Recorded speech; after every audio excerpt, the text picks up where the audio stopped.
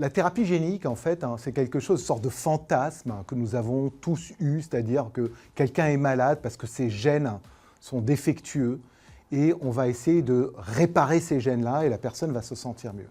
Et donc, c'est une sorte de fantasme qui a duré depuis quasiment la découverte de l'ADN, et ça fait 30-40 ans. Et c'est depuis une dizaine d'années, et je dirais même depuis les 2-3 dernières années, on voit une sorte d'avènement de la thérapie génique. Et c'est juste le début, en fait, peut-être le début de la fin, et en fait le démarrage d'une grande ère dans la médecine du futur.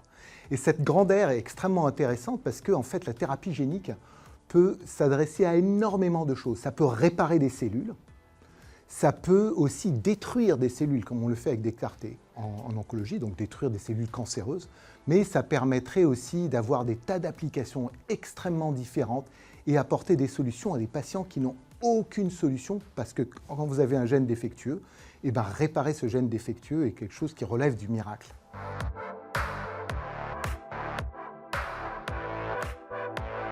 Alors, les aires thérapeutiques à laquelle la thérapie génique peut s'adresser sont extrêmement diverses. Ça va de la neurologie à la cancérologie, ça peut aller aussi aux maladies auto-immunes, mais aussi à certaines maladies qu'on appelle des maladies rares. On les appelle maladies rares ou parfois maladies orphelines parce qu'elles n'ont pas de médicaments. Elles sont donc orphelines de médicaments et en général l'industrie ne s'y est pas intéressée jusqu'à aujourd'hui, mais Cellectis et AstraZeneca vont pouvoir apporter des solutions qui sont complètement disruptives à ce qui a été fait dans le passé.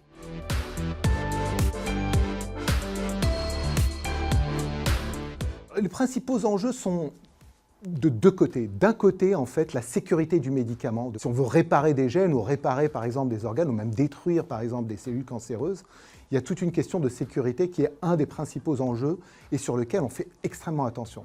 Le deuxième enjeu, c'est apporter ce type de thérapie dans les bons tissus. Par exemple, là où se trouvent les cellules cancéreuses, ou alors, par exemple, dans l'organe défectueux. Ça peut être le poumon, ça peut être le cerveau, ça peut être le foie.